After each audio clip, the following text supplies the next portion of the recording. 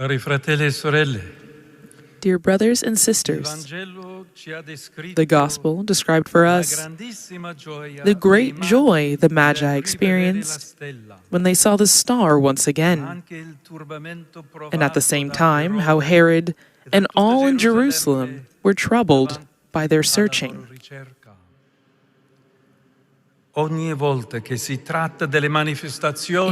every time sacred scripture speaks of God manifesting himself, it does not hide the contrasting reactions, such as joy and agitation, resistance and obedience, fear and longing. Today we celebrate the Epiphany of the Lord, aware that in His presence nothing stays the same. This marks the beginning of hope, for God reveals Himself, and nothing remains unchanged. His presence puts an end to that type of melancholic complacency, which causes people endlessly to say, "There is nothing new under the sun." Something new begins, which determines the present and the future. As the prophet announced, "Arise, shine, for your light has come, and the glory of the Lord has risen upon you."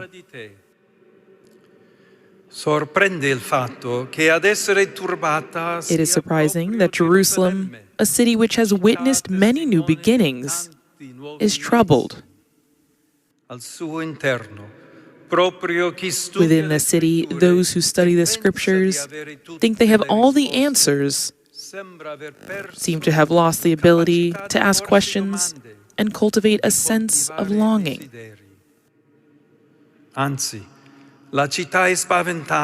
Indeed, the city is frightened of those who, moved by hope, come to it from afar. The city seems fearfully threatened by what should instead bring great joy. This reaction also challenges us as a church. The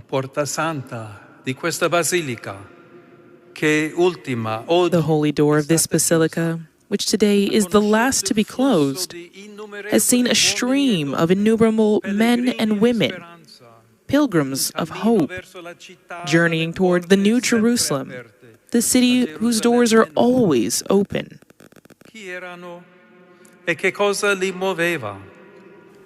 Who were these men and women, and what motivated them?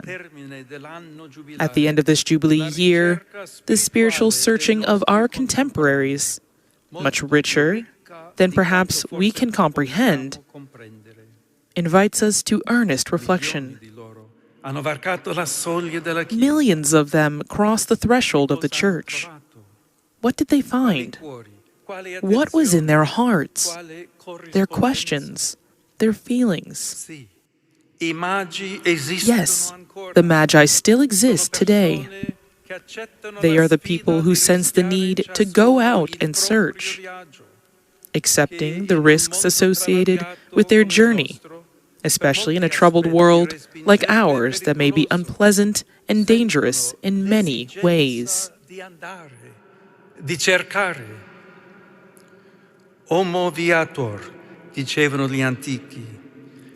ancients referred to homo viator, and indeed, all of our lives are a journey.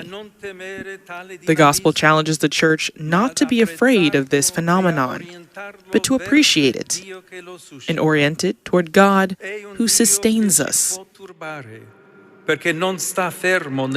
He is a God who can unsettle us because He does not remain firmly in our hands like the idols of silver and gold. Instead, He is alive and life-giving, like the baby whom Mary cradled in her arms and whom the wise men adored. Holy places like cathedrals, basilicas, and shrines, which have become Jubilee pilgrim destinations, must diffuse the aroma of life, the unforgettable realization that another world has begun. Let us ask ourselves, is there life in our church? Is there space for something new to be born? Do we love and proclaim a God who sets us on a journey? Nel racconto, Erode teme per il suo trono. In the Gospel reading, Herod fears for his throne and is agitated about those things that he feels are beyond his control. He tries to take advantage of the wishes of the Magi by manipulating their quest. He is ready to lie. He is willing to do anything. Fear does indeed blind us. Conversely, the joy of the gospel liberates us. It makes us prudent, yes, but also bold, attentive, and creative. It beckons us along ways that are different to those already traveled. The Magi bring a simple and essential question to Jerusalem. Where is he who has been born?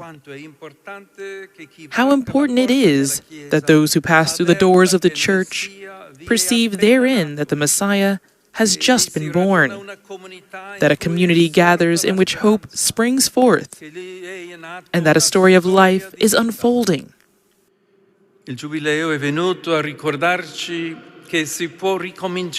Jubilee reminds us that we can start anew, indeed, that we are still at the beginning, and that the Lord wants His presence to grow among us as God with us.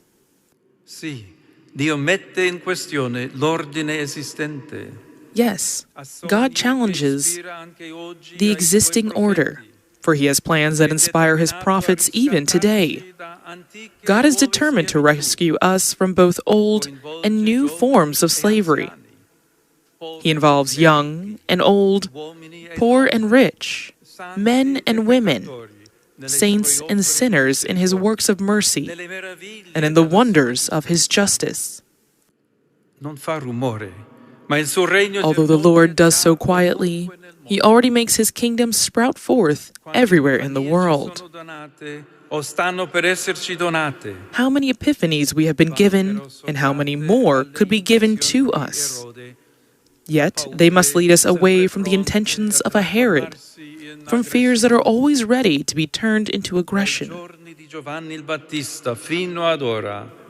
the days of John the Baptist until now, the kingdom of heaven has suffered violence, and the violent take it by force. This mysterious expression of Jesus, reported in the Gospel of Matthew, cannot but make us think of the many conflicts by which men resist and even damage the new things that God has in store for everyone.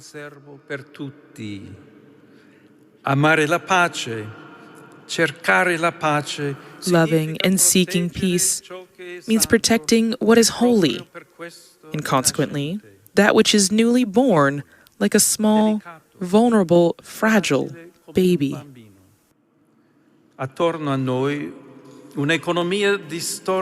Around us, a distorted economy tries to profit from everything. We see how the marketplace can turn human yearnings of seeking, traveling, and beginning again into a mere business. Let us ask ourselves, has the Jubilee taught us to flee from this type of efficiency that reduces everything to a product and human beings to consumers? After this year, will we be better able to recognize a pilgrim in the visitor, a seeker in the stranger, a neighbor in the foreigner, and fellow travelers in those who are different?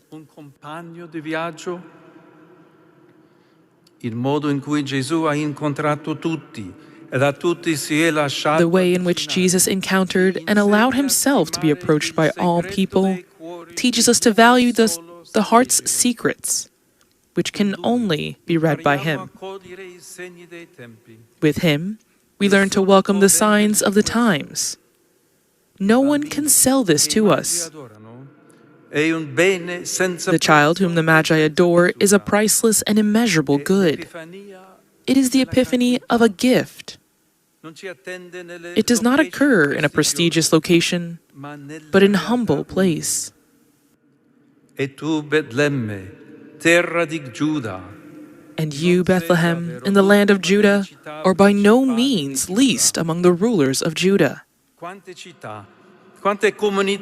many cities, how many communities need to hear it said, "You are by no means least"? Yes, the Lord still surprises us. He reveals himself and lets himself be found. His ways are not our ways, and the violent do not succeed in controlling them, nor can the powers of the world block them.